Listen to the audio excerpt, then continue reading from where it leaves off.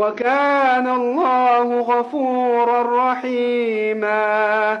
ومن تاب وعمل صالحا فإنه يتوب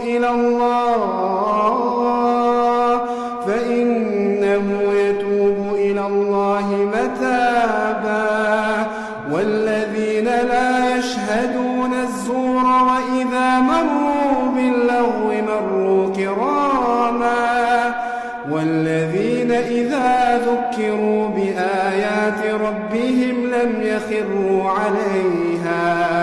لم يخروا